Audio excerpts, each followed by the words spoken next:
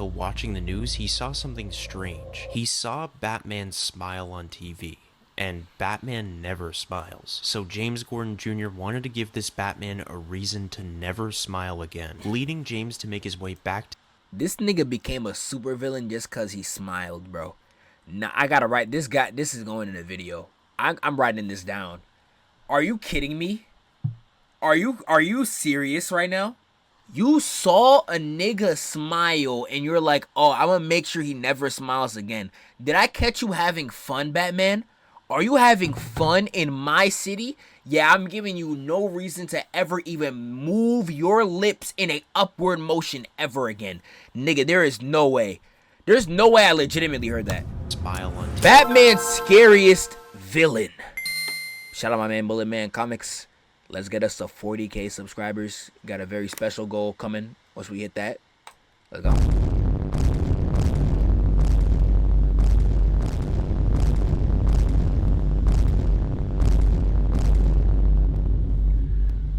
Well, I guess it's finally time to talk about James Gordon Jr. James Gordon Jr. I've never heard of him in my entire life.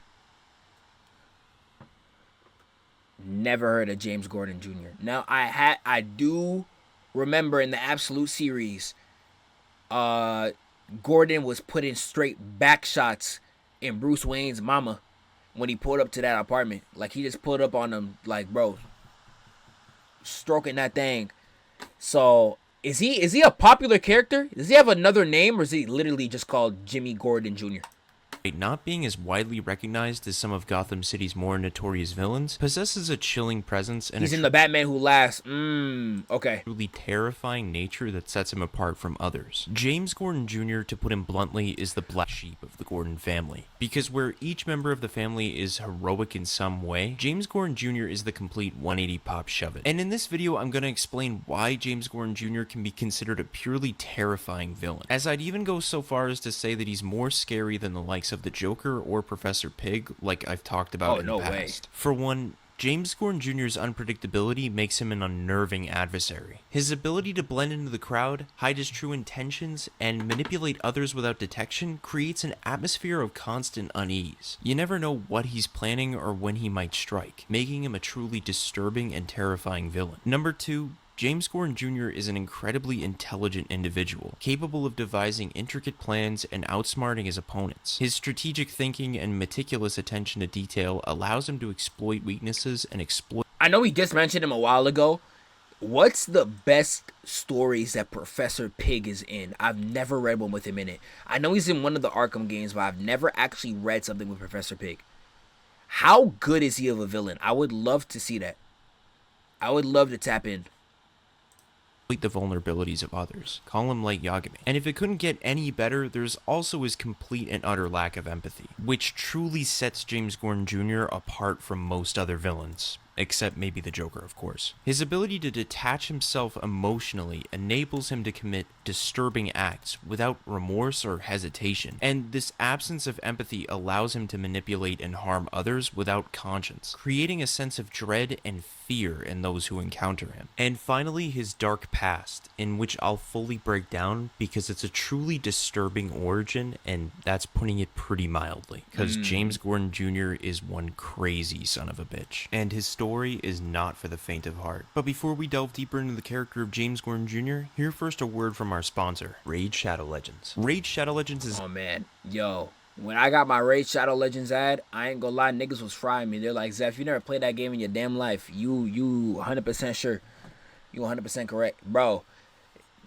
I don't know if can I say, I don't know if I can say this legally, but you are legally required to play some of Raid Shadow Legends for the sponsor. So I have actually played the game. You are legally you are required to play the game. You are required to play the game for the sponsor, bro. You gotta play it until you're able to make a clan. So you are required to play the game. So I could officially say I played it. During the events of Batman Year 1, that after James Gordon Jr. as a baby fell from a bridge, James Gordon Jr. suffered from so much head trauma from the fall that growing up he developed psychopathy. What? Batman Year 1, that after James... It's believed that during the events of Batman Year 1, that after James Gordon Jr. as a baby fell from a bridge, James Gordon Jr. suffered from so much head trauma. Yo, everybody from Gotham is like, yo, I'm not gonna lie, Gotham gotta get smited down to hell. I'm telling you, every single atomic cell that ever existed in Gotham got to be disintegrated down to ash. This is so... Bro. Are you kidding me? This is James Gordon. Ain't that our nigga? That's James Gordon. You dropped your son from a bridge? Look at how he's carrying his baby. You made your baby save your fall, nigga? You're lame. Oh my goodness, you're lame. You know how avoidable that was? Flip over. He literally used his baby to break his fall. You are a bum. You are a bum. James Gordon Jr. as a baby fell from a bridge. Wow, James you're a Gordon bum. Jr. suffered from so much head trauma from the fall that growing up he developed psychopathic tendencies. Examples include James Gordon Jr. getting quick to anger and malicious behaviors when upset, like killing and dissecting animals, dressing up and idolizing the Joker on several occasions, and even going so far as to kill several of Barbara Gordon's friends because he didn't like them. With the exception of Dick Grayson, because in his eyes, Dick was always nice to him and pure of heart. And also in James Gordon Jr.'s early years, he was also incredibly smart and intuitive, and always knew how to cover up heinous acts given that his father was a detective, and would closely admire the works of art he'd seen from case files brought home by his father after work, most specifically the Joker's. And what's so incredibly interesting to me about James Gordon Jr. Quick question though, how did he get away with killing Barbara's friends? I know he said he didn't kill Dick Grayson, but how did he even get away with that? You killed Batgirl's homies and she ain't catch you? And she didn't catch you? The exception of Dick Grayson kills several of Barbara Gordon's friends because... This is later on. Okay, I was about to say. It's kind of like when Joker captured Robin. Like, you captured the greatest detective on Earth's legitimate partner in crime. That nigga couldn't find him until he died. I don't know. Comic logic is kind of crazy. Most specifically, the Joker's. And what? Oh, wow. Telltale won that poll. Really? Telltale won that. I bet. Let me take a picture. Very interesting. I bet. What's so incredibly interesting to me about James Gordon Jr.'s early years is how his family looked upon him. Like, introduced to his sister Barbara Gordon, it was almost like she knew there was something off with him. Like she could just see through his lifeless eyes something pure evil. As Barbara Gordon always speculated that her brother was responsible for many horrific acts, but never had any evidence to back up her claims. Just that he was always around the vicinity when something bad took place. And as a child, James is off-putting even to his mother, who feels the strangeness of him, but isn't sure how to put it to words. Then there's Jim. He's a father, but he's also a veteran detective. He can see the dark spark in a baby who doesn't cry, whose classmates mysteriously fall ill when he's displeased with them. A grade school kid who casually disembowels a bird and dresses as the Joker for Halloween. That last one is grade A fridge horror, so Jim can see that there's an issue, but even so he balks at allowing therapists to administer the psychopathy checklist to his son. After all, just as he's a father, he's also a detective. He's a detective, but also a father. Still, all that came before pales in comparison to what happened when Gordon took James and Barbara on a family vacation, during which Barbara's longtime friend Bess disappeared. Officially, Bess's disappearance remains unsolved to this day, but there has long been a whisper of suspicion floating through the Gordon household, the belief that James, only a child at the time, may have been responsible. So to understand why, we have to rewind. Imagine this. The Gordons, Jim, Barbara, James Jr., and Jim's second wife Sarah, arrive at their comfortable summer house and are greeted by Bess, a science-curious girl that's Barbara's age. The friends share a science kit, Barbara with the kit herself, and Bess with a key shaped as a bat so that they can use it together. Bess takes note of James Jr.'s glasses, making a little joke about them. James fiddles with the lock on the kit and nearly breaks it. Later, Bess leaves for home. She walks through the woods, passes beside a river, a shadow falls over her, and that's the end of Bess's story. Her body is never found, and it isn't even certain that she's dead. She's a teenager after all. Sometimes they run away.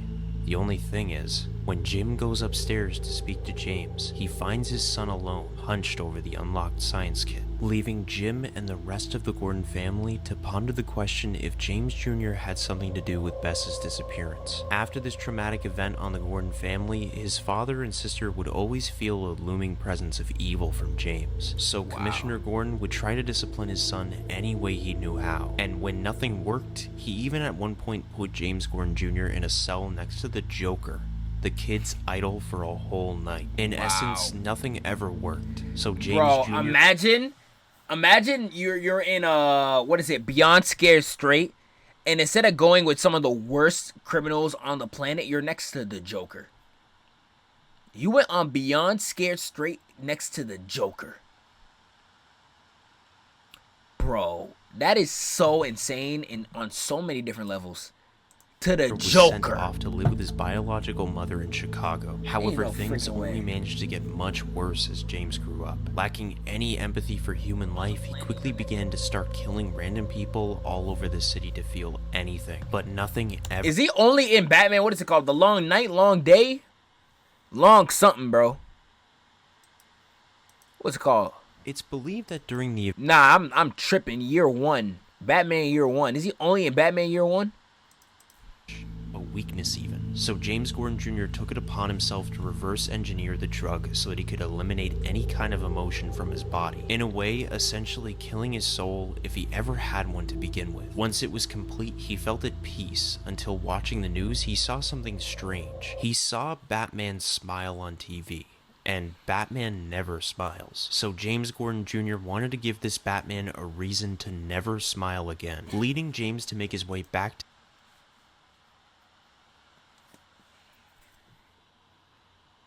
This nigga became a supervillain just cause he smiled, bro. Now I gotta write this guy. This is going in a video. I'm writing this down. Are you kidding me? Are you serious right now? You became a villain because you saw a nigga smile. Are you kidding me? You saw a nigga smile and you're like, oh, I'm gonna make sure he never smiles again. Did I catch you having fun, Batman? Are you having fun in my city? Yeah, I'm giving you no reason to ever even move your lips in a upward motion ever again. Nigga, there is no way. There's no way I legitimately heard that. Smile on TV. And Batman never smiles. So James Gordon Jr. wanted to give this Batman a reason to never smile again, leading James to make his way back to Gotham to kill his family and become this different Batman's nemesis. Starting slow, he'd pay kids to break into the Gotham Zoo and free all the animals, visit his father to let him know that he'll... Shout out my twin bucket hat splash with a tier 1 sub, man. I seen you been grinding, twin. Keep going, bruh. We gotta run a stream up. Be working at a hospital in Gotham as a caregiver because he's suddenly reformed after taking a new experimental drug, so he says. And beyond catching up with his father, he also meets up with Dick Grayson to catch up and talk about old times, even though Dick is a little apprehensive on meeting him. So, to break the ice, he reminds James Gordon Jr. about old times playing in the park together with his sister and another kid, but he can't remember who it is. To which James eerily says, Ben Wolf. Like James has done something wrong already. Until James saves himself by saying he actually ran into Ben the other day and that he was a real jerk back then. But now he's a pharmaceutical representative who lives on the east side, saying it's funny how some people take a while to grow up, while some other people just never change. Feeling the uneasiness of the conversation, Dick decides that he's had his fill of James Jr. and leaves to be Batman. The next morning, James Gordon Jr. is seen at Ben Wolf's house checking his mail. Then he enters his home and makes his way towards the basement. And as James proceeds down the steps, a disfigured body can be seen hung up with body parts surrounding him, as James tells Ben that he just ran into Dick Grayson, and guess who they were talking about? You. And through Ben's missing jaw, he begs James to stop, but... Wow. Oh my goodness, he looks insane. That is an insane panel. Bro, eye socket out, everything crying, bleeding, leaking, tongue all the way out like he's a Blue Lock character. Oh my goodness.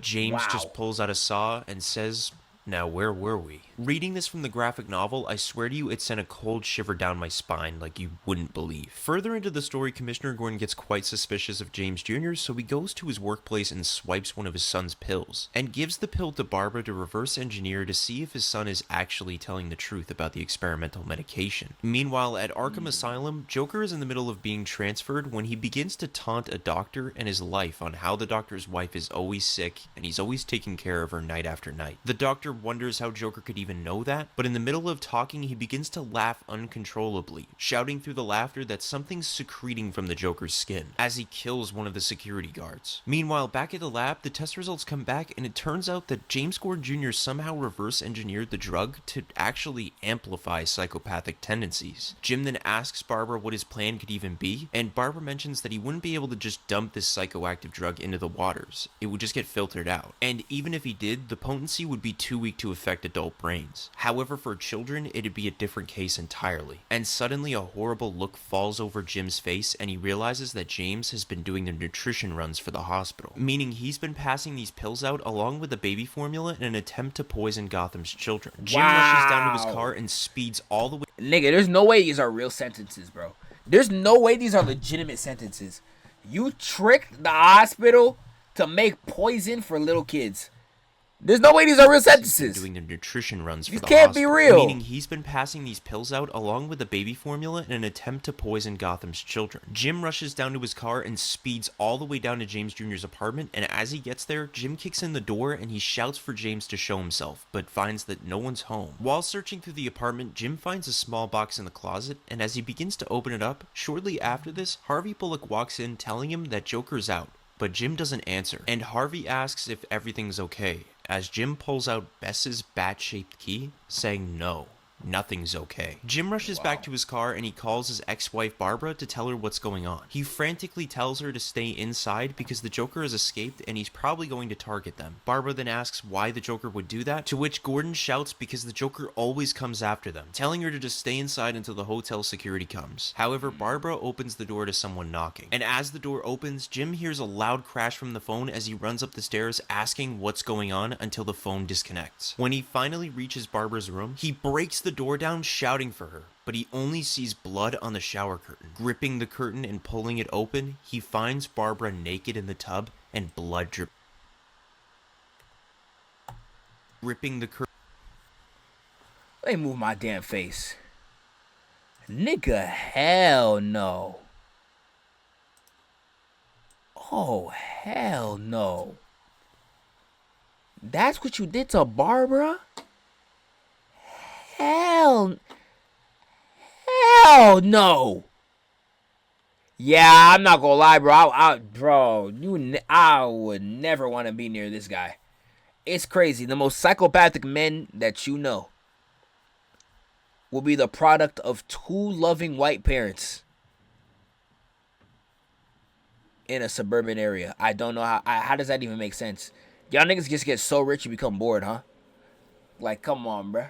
This is crazy. And pulling it open, he finds Damn. Barbara naked in the tub and blood dripping from her mouth. Shortly after this, Like Barbara some is in Junji critical Ito condition, type stuff, and they bro. halted the toxin's progression because she was infected with the Joker toxin. This leads Batman and Commissioner Gordon on a wild goose chase to find Joker, believing him to be responsible for the attack. However, it's not what they'd expect, because after Dick would find a Joker refusing to fight back and admitting he wasn't the one who hurt Barbara, which is completely unlike him, Dick begins to realize that this was all a huge misdirection, finally seeing who could have actually hurt Barbara. And over in Oracle's office, she starts tracking surveillance on James, and just as she thinks that she's found him, James appears behind her asking if she's happy to see him and grabs her. Later, Gordon and Dick arrive to her office to find everything destroyed and her wheelchair bloodied with no sign of Barbara, as Dick says to Gordon that they will find her. Elsewhere in Gotham, James steps out of the shadows asking Barbara if she likes the place, because he figured that they would take a stroll down memory lane. But Barbara says that when Batman and her father find him, he won't ever see the light of day ever again. However, James leans down telling her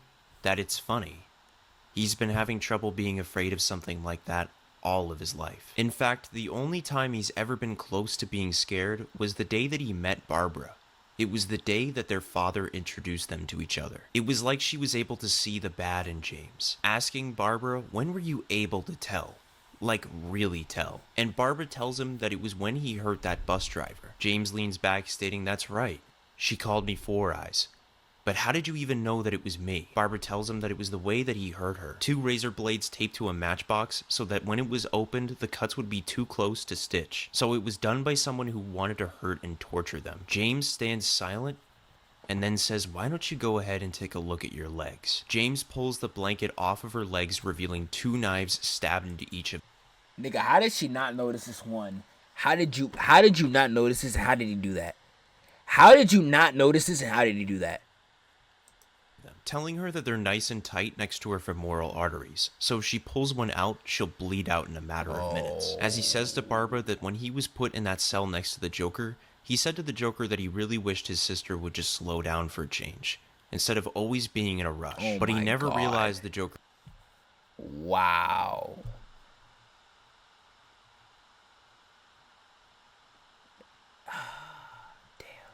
femoral arteries. So she pulls... Jim, how did this nigga come out your ball? I'm saying, this James Gordon. What's going on? In a matter of minutes. As he says to Barbara that when he was put in that cell next to the Joker... I could see a director like Christopher Nolan or whichever director does the new Batman. I could see them doing a character grounded like this grounded. Though, this is just a regular human psychopath. No superpowers, no suit, no nothing. I could see them easily covering a character like this soon. Said to the Joker that he really wished his sister would just slow down for a change, instead of always being in a rush. But he never realized the Joker would actually go ahead and make his wish come true, in which James apologizes. Barbara is in utter shock as to what James just said, leading James to disturbingly laugh, saying that she should have seen the look on her face. After so much gloating, Barbara then says that she thought he would look different than all the other villains in Gotham. She figured he would just appear in her bedroom one night and strangle her, but instead he's like everyone else, just sitting there gloating, keeping her alive. But in the middle of her talking, James rips one of the knives out and says that you're right. But this time, it's not about you. It's about Batman. In the middle of Dick talking to Tim Drake trying to find Barbara, the signal cuts out and James starts talking to Dick, knowing full well he's Batman. As James goes on to say every step of his master plan... Apologize, he has a stab in her legs. Yeah, I'm saying, this thing is insane. How he Jokerized his mother as a way to get back at his mother for institutionalizing him, along with adding that he surely poisoned the children of Gotham with his drug, essentially meaning that in a decade from now, there will be hundreds of kids roaming around just like him. Hundreds... Oh my god. Yo, this nigga's actually so sick. This nigga's actually vile. This nigga's legitimately disgusting. Of psychopaths in the making for him to usher in. However, before hanging up on Dick, he tells him that he's going to first kill his sister, then his father, and when he's done, he can't wait to see Dick quit because the grief will kill him as well. Putting down the radio, he turns around to find that Barbara has vanished, and James gets a little excited because now it's like a deadly game of hide and seek. As James tries to find Barbara, she comes out of nowhere with the other knife that she took out from her leg and uses it to stab James in his eye. James falls to the ground and like Blue Line AAC with the prime sub. I appreciate you. Yo, Zeph, side note, I gotta say, glad to hear you finish watching Afro Samurai. This shit was so fire. Can't wait for the revenge video to come out now. Hey, I appreciate you for recommending it, bro. Afro Samurai was great. I loved it. I would love to see more black orientated anime like that. That was great. I really did enjoy myself. Villain, he looks at her and he says that she shouldn't have done that. Barbara tries to crawl away, but James isn't too far behind, about to kill her. Until Dick swoops in, sucker punching James in the stomach. God! Barbara, she questions how Dick knew where they were, to which he says that when Dick met James days prior, Dick had injected a tracer onto James when shaking his hand, because he's not an idiot. During this, James slips out and tries to escape, climbing up to the bridge where he fell off so many years ago as a baby. And in the middle of celebrating his escape, James is then shot in the leg by his father. And when James tries to hobble forward, his father shoots him in the other leg as well, causing him to fall over the bridge. But before plummeting to his death, his father leaps forward, grabbing his son's arm, because even if he is a monster, he's still his son. The next day, James is placed... BSI ending, man. You're still my son. Man, bro. He tried to kill your daughter. Switch that nigga down. Oh my, bruh. Arkham Asylum, and after Gordon had tests run Is this the only story that he's in? I would love to see more of it. Is this the only story he's in? formula that might have been passed around that was poisoned, the tests came up completely clean. However, there's no real way to know if it was poison or not in the end. So all the both of them can really do now is pray that in 10 or 20 years from now, there aren't more people like James Gordon Jr. roaming around in Gotham City. As the story ends with a panel of a baby that may very well be infected by James Jr.'s psychoactive drug, implying that James Jr.'s plan may have succeeded all along. James Gordon Jr. is a monster through and through, and reading the story and what he does makes my skin crawl. Because unbelievably enough, there are a couple more things that he's done that I can't really mention on YouTube. And as for anyone wondering, I would have to run through. Hold on. Let me keep moving. Why I haven't mentioned James Gordon Jr.'s role in the Batman Who Laughs storyline, it's only because I actually want to make a full-length video going over that in itself. Wow, I'd have to see more stories about him. I did not expect that from James Gordon's son. Would have never guessed. Hey, like, comment, subscribe though. I appreciate y'all. I'm ending the stream right now too. I appreciate y'all. See y'all niggas on Tuesday. Have yourselves a great night. I'm up and out of here.